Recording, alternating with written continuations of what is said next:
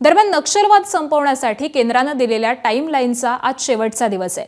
जंगलातल्या नक्षलवादाची अखेर करण्यात केंद्राला बऱ्यापैकी यश आल्याचं दिसतंय.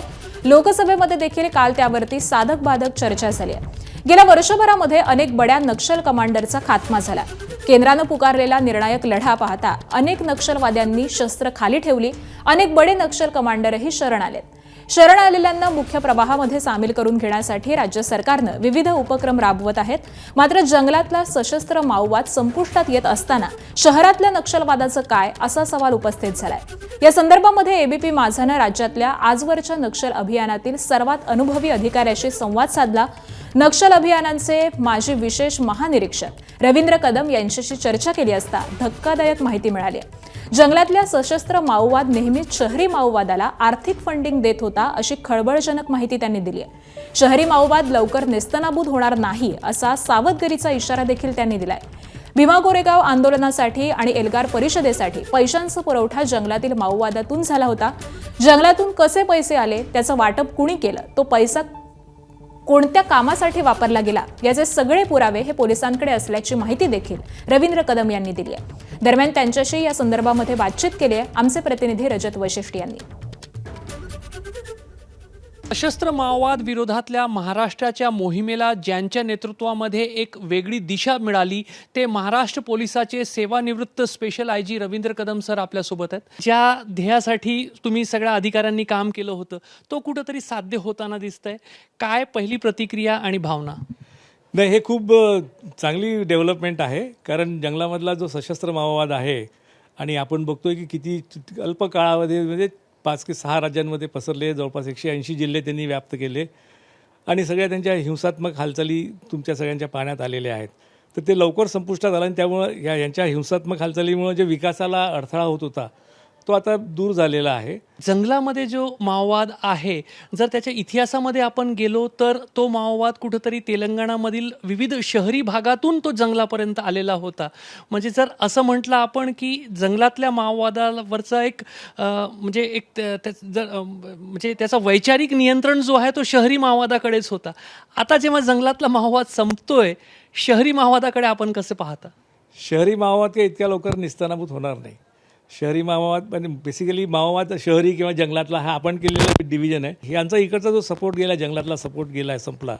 तर त्या बॅकड्रॉपवर आता पुढं शहरी भागातले जे माओवादी आहेत ते त्यांच्या हालचाली चालू ठेवतील. त्यातही काही खूपशे भूमिगत पद्धतीनं ऑपरेट करतायत, ही पण वस्तुस्थिती आहे. शहरी माओवादाला आर्थिक पाठबळ हे मुळात जंगलातून आलेल्या पैशातूनच होते. ही वस्तुस्थिती कोणीही नाकारू शकत नाही. तसे पुरावे पण आहेत आपल्याकडे, अगोदर आम्ही जेव्हा काम करतो तेव्हा मिळालेले. त्याच्यामुळे आता थोडीशी शहरी माओवादातली चळवळसुद्धा या दृष्टिकोनातून वीक होईल. ते काहीतरी पर्याय सोर्स हे करतील, उपलब्ध करून घेतील. पण एवढ्या मोठ्या प्रमाणावर शक्य होत नाही. पहिले कसं त्यांचं अगदी फ्री हँड होतं. त्यांना भरपूर पैसा जंगलातनं गोळा व्हायचा, वर्षातला मोठा शहरातून यायचा. महाराष्ट्रातील असे काही उदाहरण आहे जंगलात? माहिती आहे की तुम्हालाही भीमा कोरेगावमध्ये हे अशी उदाहरणं आलेली आहेत समोर की कसे पैसे आले, कसे पैशाचं वाटप झालं, कोणी काय कारवाई केली, हे सगळं आलेलं आहे. म्हणजे पुण्यात जो भीमा कोरेगाव संदर्भातला जो मेळावा घेण्यात आला त्याच्यासाठीचं फंडिंग जंगलातून झालं होतं. त्याच्या खालचं फंडिंग जंगलातून झालं होतं. अगदी बरोबर. हे जे सरेंडर होणारे मोठे सगळे नेते आहेत, भविष्यात हे शहरी माओवादाला खतपाणी तर नाही घालणार? आपल्याला ही शक्यता अजिबात नाकारता येणार नाही. आता ते सध्या शरण आलेले आहेत, पोलिसांच्या ताब्यात आहेत, पोलिसांचं त्यांच्यावर लक्ष आहे. पण जसजसा काळ जाईल ना तसं पोलिसांचं त्यांच्याकडे दुर्लक्ष होतं. ही वस्तुस्थिती आपल्याला मान्य केलीच पाहिजे. आता काही कायदेशीर कारवाईच्या अडचणीखाली तर नाहीच आहेत ते, त्यांच्यावर कुठलं बंधनही नाही. त्याच्यामुळं ते एक तर त्यांचा विचार पक्का आहे, माओवादाचा अभ्यास त्यांचा पक्का आहे. त्यामुळं कधीतरी ते शहरी माओवादाला ते संपर्क करणारच आहेत, संपर्क केलाही असेल कदाचित. आणि मग ते पुन्हा एकत्र हळूहळू संघटित होऊ शकतात. ही मला असं पूर्ण हे आहे. आता शहरी भागाच्या अनुषंगाने जास्त दक्ष राहण्याचा पण हा काळ आहे. एका प्रकारे सिक्युरिटी फोर्सेसने यश जो मिळाला आहे तो एक स्तुत्य बाब आहे. मात्र कुठेतरी आव्हानही जे आहे ते वाढले आहेत. शहरी भागातल्या नक्षलवादाकडे अजिबात दुर्लक्ष करता येणार नाही. कारण तुम्हालाही माहिती आहे की यांचं हे फार पेशंटली त्यांचं काम चालू राहतं, हळूहळू. तर ते काम अजूनही त्यांचं चालू आता जास्त थोडा सेटबॅक मिळाला असतील, पाठीमागे आले असतील. परंतु ते त्यांचं ऑर्गनायझेशन जे काय शहरी भागातलं ते मेंटेन करून आहेत आणि पुढं ते परत रिऑर्गनाईज करतील. मागच्या वेळेसही मी तुम्हाला ते सांगितलं की रिऑर्गनाईज करतीलच ते 100%. इतक्या लोकांना हा विचार मारणार नाही. कॅमेरामॅन अतुल हिरडेसह रजत वसिष्ठ, ABP माझा, नागपूर.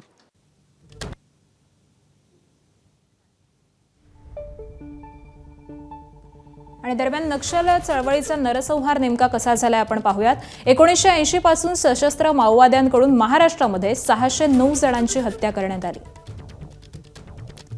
गडचिरोली जिल्ह्यामध्ये सर्वाधिक 559 नागरिकांची हत्या झाली आहे. गोंदिया जिल्ह्यामध्ये 35 नागरिकांची नक्षलवाद्यांकडून हत्या करण्यात आली आणि त्याबरोबरच चंद्रपुरात 9, यवतमाळमध्ये 4 तर नांदेडमध्ये 2 नागरिकांची हत्या झाली होती.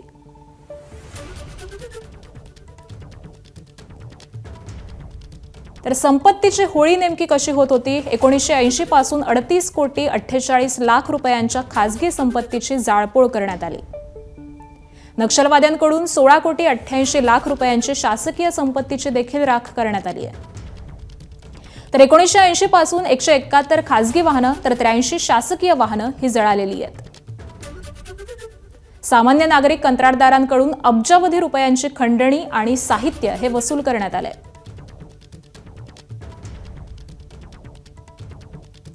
त्याबरोबरच नक्षल चळवळीतले हौतात्म्य नेमके कोण कोण होते आपण पाहूयात. 1980 पासून 244 पोलीस कर्मचारी आणि अधिकारी हे शहीद झालेत. 8 जानेवारी 1988 पहिले हौतात्म्य SRPFच्या रमेश पगधून यांची हत्या करण्यात आली. 2009 साली सर्वाधिक 52 पोलीस आणि अधिकारी हे शहीद झाले.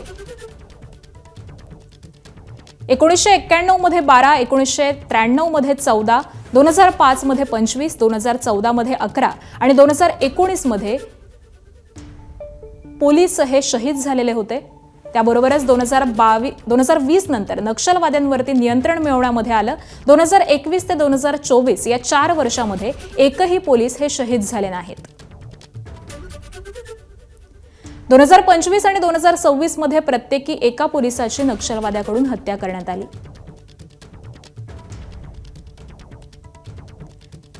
त्याबरोबरच माओवाद्यांना कंठस्नान घालण्यात आलेलं आहे. 2080 पासून 368 माओवाद्यांना पोलिसांकडून कंठस्नान घालण्यात आलंय. गेल्या 46 वर्षांमध्ये महाराष्ट्रामध्ये 4,221 माओवाद्यांना अटक करण्यात आली आहे. 1980 पासून 1,613 माओवाद्यांचं आत्मसमर्पण झालेलं आहे.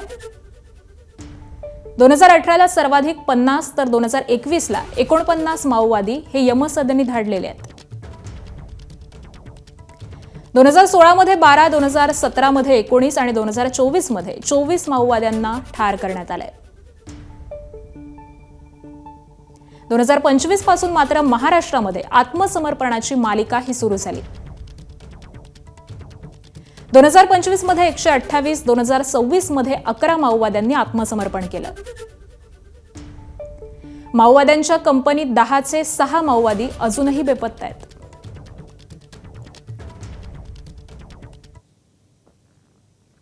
तर महाराष्ट्रामध्ये माओवाद संपुष्टात आलेला असून नक्षल विरोधीमध्ये लढणाऱ्या C60 कमांडोंचा सरकार सत्कार करणार आहे, अशी घोषणाही मुख्यमंत्री देवेंद्र फडणवीसांनी केली आहे.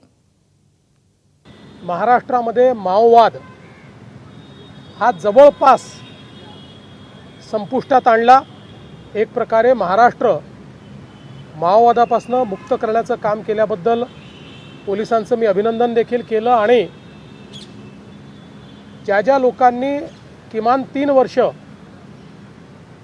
C60 हा जो आपला फोर्स आहे माओवादाच्या विरुद्ध लढणारा त्यामध्ये काम केलेलं आहे, त्या सगळ्यांना C60 मेडल हे देण्याचा निर्णय आज या ठिकाणी मी घोषित केला आहे. ABP माझा, उघडा डोळे बघा नीट.